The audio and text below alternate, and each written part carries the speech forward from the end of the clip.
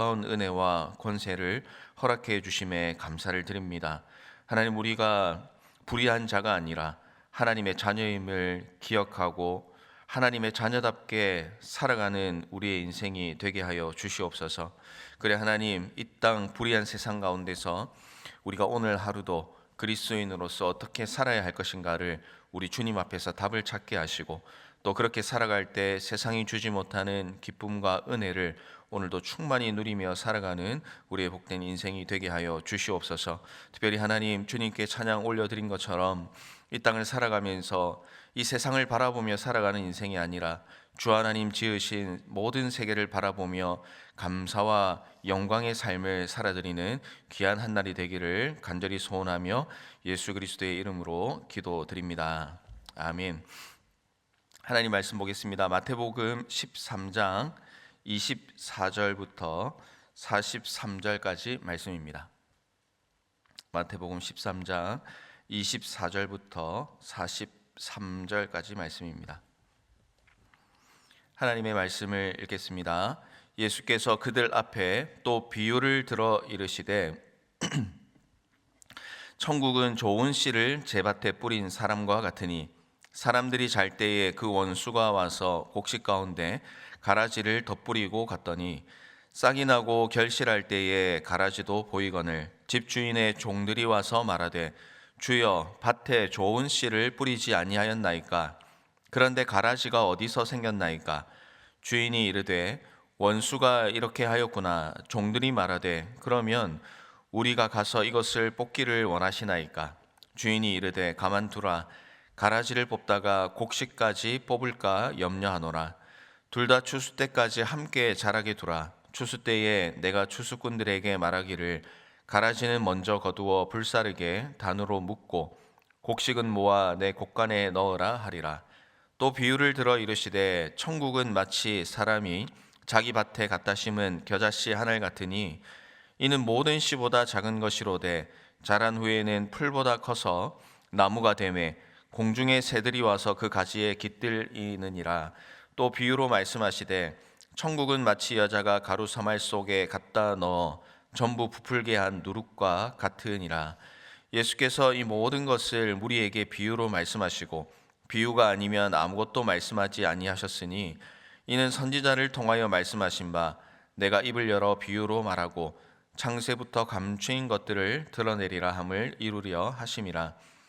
이에 예수께서 무리를 떠나사 집에 들어가시니 제자들이 나와 이르되 밭의 가라지의 비유를 우리에게 설명하여 주소서. 대답하여 이르시되 좋은 씨를 뿌리는 이는 인자요 밭은 세상이요 좋은 씨는 천국의 아들들이요 가라지는 악한 자의 아들들이요 가라지를 뿌린 원수는 마귀요 추수 때는 세상 끝이요 추수꾼은 천사들이니 그런즉 가라지를 거두어 불에 사르는 것 같이 세상 끝에도 그러하리라. 인자가 그 천사들을 보내리니 그들이 그 나라에서 모든 넘어지게 하는 것과 또 불법을 행하는 자들을 거두어내어 풀무불에 던져 넣으리니 거기서 울며 이를 갈게 되리라. 그때의 의인들은 자기 아버지 나라에서 해와 같이 빛나리라. 귀 있는 자는 들으라. 아멘. 예수님께서 하나님 나라를 선포하셨을 때에 많은 유대인들은 엄청난 기대와 기쁨에 있었습니다. 그들이 그렇게 기대하고 고대했던 하나님 나라가 곧 시작된다라고 생각했기 때문에 그렇습니다.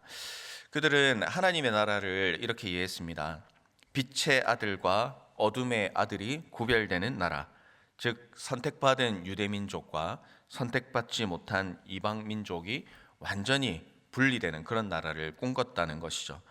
그러나 현실은 어땠습니까? 예수님의 말씀을 듣고 또 기대에 부풀었지만 그들의 현실을 가만히 돌아볼 때에 예수님이 오시고 나서 눈에 띄는 그런 큰 변화를 그들은 느끼지 못했습니다.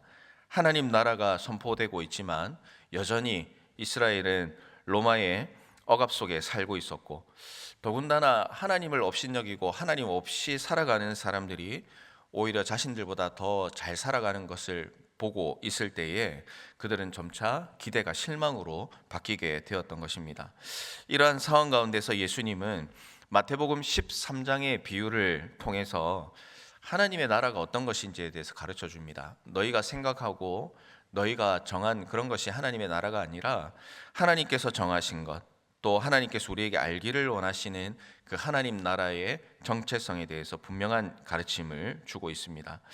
우리를 험난한 이 세상, 또 불의한 세상 가운데서 오늘 말씀은 좋은 씨로 우리를 뿌리셨다 이렇게 말씀을 하시는데, 우리를 좋은 씨로 뿌리신 하나님의 계획 가운데서 우리가 어떤 마음으로, 또 어떤 신앙의 자세로, 또 하나님의 나라를 바라보며 살아갈 것인가, 오늘 말씀을 통해서 두 가지만 좀 살펴보기를 원합니다. 먼저 오늘 말씀을 통해서 첫 번째로 우리가 기억해야 되는 것은 불의한 세상을 살아나갈 때 우리 가운데 감사가 있어야 된다라는 그런 이야기입니다. 말씀에서 세상의 좋은 씨는 예수 그리스도를 구주로 고백하는 성도입니다. 좋은 씨를 밭에 뿌렸습니다. 그리고 자라납니다. 그런데 자라면서 보니까 곡식을 뿌린 밭에 가라지도 함께 자라고 있다, 그렇게 말씀은 기록을 합니다. 25절에 보니까 그 일은 원수들이 하였다라고 이렇게 말씀을 하고 있습니다. 그러자 종들이 주인한테 제안을 했습니다. 주인님, 가라지를 뽑을까요? 이 농사를 지으면서 이 잡초를 뽑는 것은 너무나 당연한 일이지 않겠습니까? 곡식이 자라는데 영양분을 뺏기지 않도록 가라지를 뽑는 것은 어떻게 보면 지혜롭고 부지런한 농부의 모습이라고 할 수가 있겠습니다. 그런데 오늘 말씀은 특별히 주인은 이 상식 밖의 명령을 내립니다. 가라지를 뽑지 말고 가만히 두라라고 이렇게 이야기를 합니다. 추수 때까지 곡식과 함께 자라라, 그런 것이죠. 인간적으로 생각할 때는 좀 맞지 않는 말인 것 같지만 우리 주님은 그렇게 말씀을 하십니다. 근데 예수님은 그 이유를 분명하게 설명하십니다. 29절의 말씀을 보니까 주인이 이르되 가만두라, 가라지를 뽑다가 곡식까지 뽑을까 염려하노라, 둘 다 추수 때까지 함께 자라게 둬라. 그 이유가 무엇인가 하니까 가라지를 뽑으려고 하면 곡식이 함께 뽑혀서 다칠 위험이 있기 때문에 가만히 두라라고 이렇게 우리 주님이 말씀을 하고 있는 겁니다. 가라지는 곡식 모양과 비슷했습니다. 또 가라지의 뿌리가 워낙 깊고 넓게 퍼지기 때문에 곡식의 뿌리를 감고 있다고 이렇게 이야기를 합니다. 그래서 가라지를 뽑는다고 뽑지만 실제로는 곡식을 뽑을 수도 있고 때로는 곡식을 다치게 할 수도 있는 겁니다. 가라지를 뽑을 경우에는 곡식의 전체적인 수확량이 늘어날 수는 있습니다. 그런데 그것 때문에 멀쩡한 곡식 하나라도 뽑히거나 상할 수 있는 것을 염려해서 가라지를 그냥 두라라는, 어떻게 보면 굉장히 단순한 그런 명령을 우리 주님께서 하고 있는 것이죠. 이 말씀을 보면서 우리 주님은 우리가 생각하는 것과 다르다는 것을 분명히 가르쳐 줍니다. 세상 사람들은 곡식의 수확량에 관심을 가지고 있지만 우리 주님은 곡식 하나하나에 관심을 두고 있습니다. 하나님 나라의 왕이신 하나님의 관심은 개인 한 사람 한 사람에게 초점을 두고 있는 겁니다. 그래서 우리가 이 세상을 살아가면서 이 불합리한 세상, 불법이 판을 치고 거짓이 난무하는 이 시대를 살아가면서 하나님 왜 이 불의한 세상을 그냥 두십니까? 저 가라지와 같은 불법은 저지르는 자들이 어떻게 저렇게 승승장구하도록 하나님 그냥 두실 수가 있습니까? 우린 하나님 앞에 원망하고 호소할 때가 있습니다. 그런데 오늘 말씀에 따르면 그 이유가 무엇입니까? 이 불의한 세상에서 그들을 가만히 두는 이유는 그들 때문이 아니라 하나님이 사랑하시는 자녀인 우리 한 사람 한 사람이 다치지 않는 심정으로 우리를 바라보시고 우리를 지켜보시기 위함이라는 사실이 오늘 이 비유의 말씀을 통해서 우리에게 주어지고 있는 겁니다. 그래서 우리는 이 불의한 세상을 살면서 하나님 도대체 왜 이러십니까? 하나님 정말 살아계십니까? 라고 원망하고 불평하며 살아가는 인생이 아니라 이 불의한 세상을 살아갈 때 하나님 저 때문에 저들이 저렇게 승승장구하여도 그냥 두시는군요 라는 그런 마음으로 하나님께 감사할 수 있는 사람이 이 하나님 나라의 정체성을 가지고 살아가는 성도의 삶이라는 것을 우리는 기억해 볼 수가 있는 겁니다.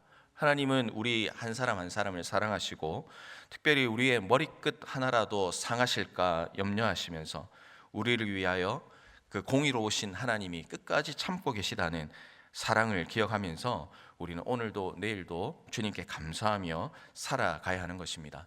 사랑하는 성도 여러분, 오늘 이 비유의 말씀을 잠시 보고 있지만 하나님이 우리를 얼마나 사랑하시는지, 또 하나님께서 우리의 존재를 얼마나 소중히 여기시는지 오늘 이 말씀을 통하여 위로받고 감사하시기를 바랍니다.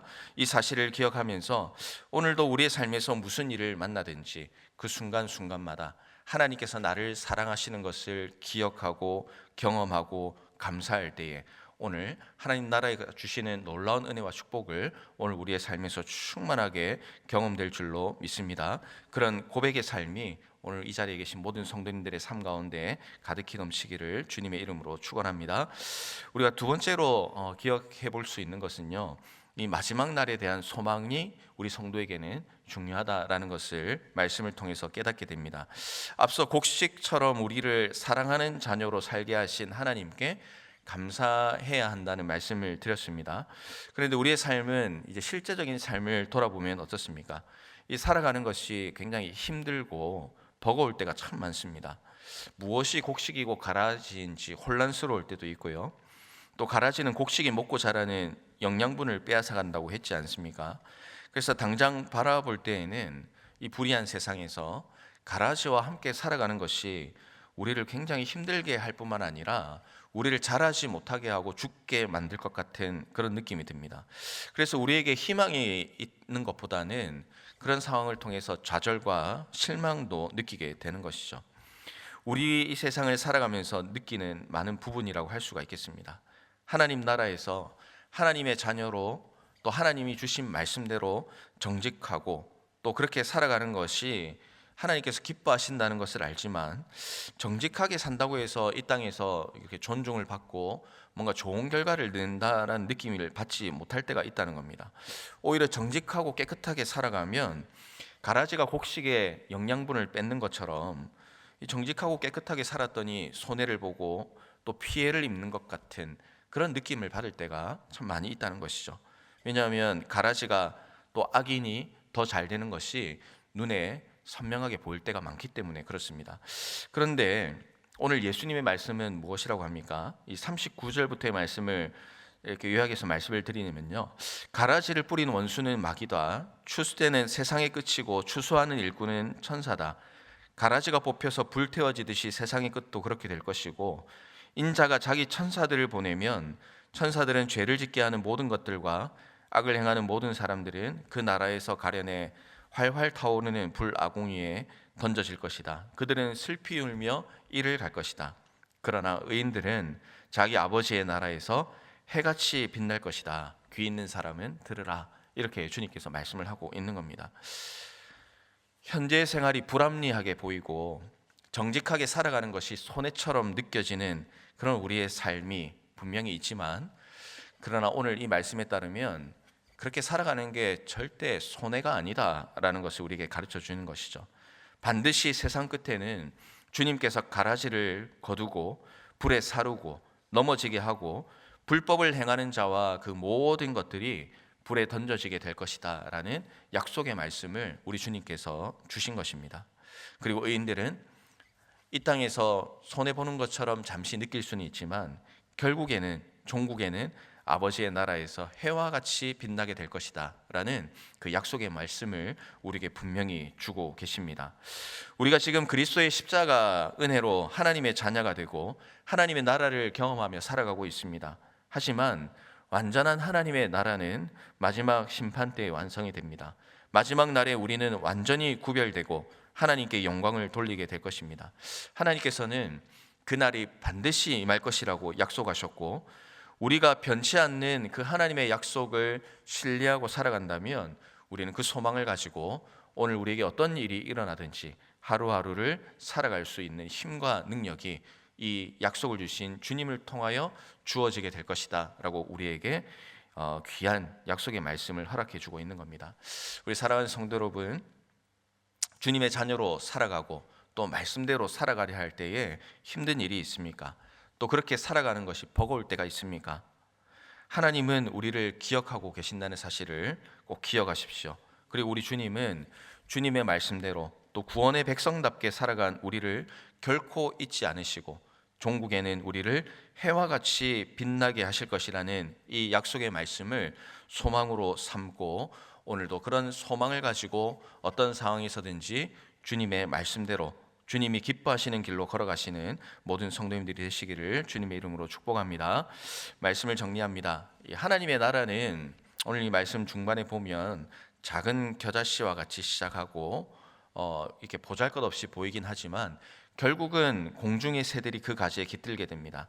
하나님의 나라는 하찮은 재료처럼 보이는 누룩같이 생각되지만 전체 덩어리에 스며들어서 전부를 부풀게 하는 그 변화를 일으키는 놀라운 능력을 가지고 있습니다. 하나님의 나라는 반드시 자라고 온 세상에 영향을 미쳐서 하나님 나라의 백성인 우리들도 영향을 받고 자라게 되고 부풀게 되는 그런 은혜를 누리게 될 것입니다. 사랑하는 여러분, 우리는 하나님 나라에 살아가고 있는 하나님의 자녀입니다. 하나님 나라의 자녀답게 명예롭게 살아가고 예의를 지키고 상식을 지키고 또 말씀대로 살아가는 모두의 삶이 되시기를 주님의 이름으로 부탁을 드립니다. 이 불의한 세상이지만 천국 소망을 가지고 치열한 영적 전쟁의 삶을 살아가다 보면 끝이 보일 것 같지 않지만 그러나 우리 주님이 약속하신 대로 그렇게 살아갈 때 해와 같이 빛나게 되는 놀라운 은혜를 경험하게 될 것입니다. 오늘도 그 은혜를 풍성히 누리시는 모든 천국 백성 성도님들 되시기를 주님의 이름으로 축원합니다. 우리 하나님께 찬송하고 기도의 자리로 나가도록 하겠습니다. 찬송가 478장, 통일 찬송가는 78장입니다. 우리 1절, 3절 찬송하고